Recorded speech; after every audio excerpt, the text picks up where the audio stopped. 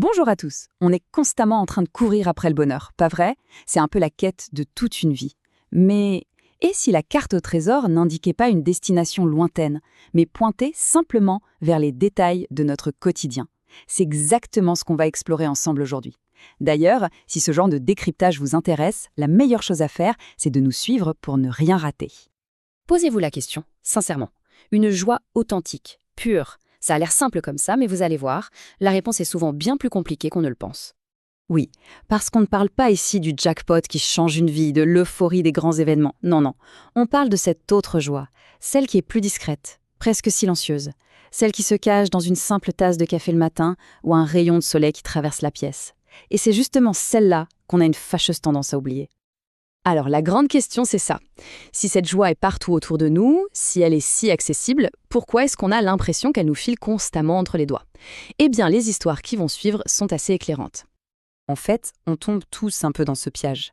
On a le regard tellement fixé sur l'horizon, sur le prochain objectif, la prochaine réussite, qu'on devient complètement aveugle aux petites merveilles qui se passent juste là, sous notre nez, à chaque instant.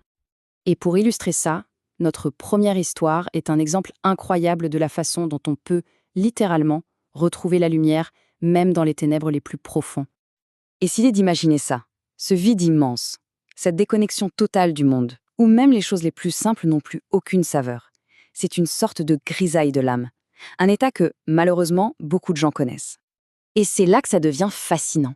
Face à cette immense douleur, sa solution n'a pas été quelque chose de grandiose. Pas de voyage initiatique, pas de thérapie compliquée. Juste un tout petit rituel. Se lever et photographier le lever du soleil. Tous les jours. La leçon, elle est là, limpide.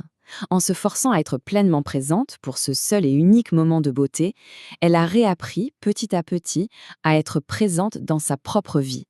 C'est la preuve que la pleine conscience n'est pas un concept abstrait, c'est une véritable ancre dans le réel. Allez, on passe à notre deuxième histoire, une histoire qui va nous parler de la valeur qu'on ne peut même pas calculer des liens humains. Une autre source de joie simple, mais tellement, tellement puissante. Au passage, c'est ce genre de pépite qu'on essaye de dénicher pour vous à chaque fois, alors si le cœur vous en dit, abonnez-vous, ça nous aide énormément. Réfléchissez une seconde. Quand vous repensez à vos meilleurs moments, qu'est-ce qui vous vient à l'esprit? Les diplômes affichés sur le mur? Une augmentation de salaire? Ou ces soirées à refaire le monde, ces fous rires incontrôlables, ces moments de connexion pure et simple? La prise de conscience de cet homme, elle est là. Le vrai bonheur n'était pas dans ses accomplissements, mais dans ses relations.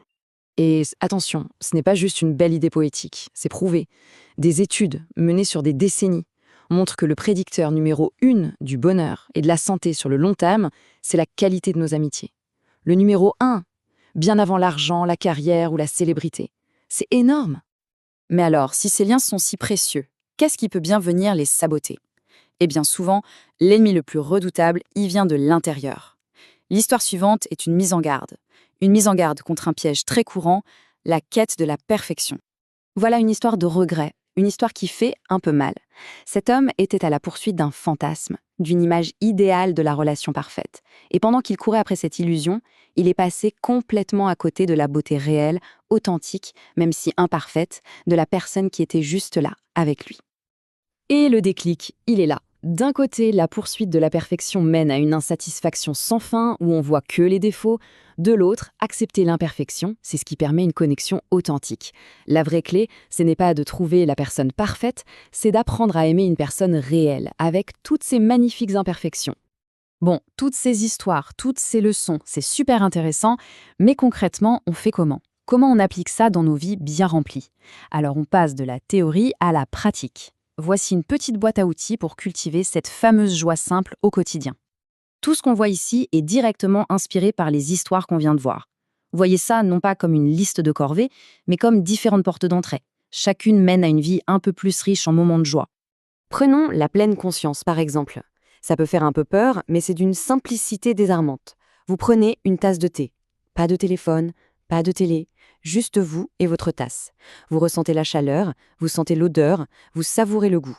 C'est tout. C'est un simple entraînement pour le muscle de votre attention. Et le plus fou, c'est que la science a prouvé que ce petit exercice peut littéralement calmer les zones de stress de notre cerveau. S'il n'y avait qu'une seule chose, une seule, à retenir de tout ça, ce serait celle-ci. La joie simple, ce n'est pas une destination qu'on finit par trouver par hasard. C'est une compétence, c'est un muscle qu'on entraîne jour après jour. C'est le choix, conscient, de porter son attention sur ce qui est bon juste ici et juste maintenant. Alors voilà la question que je vous laisse pour aujourd'hui.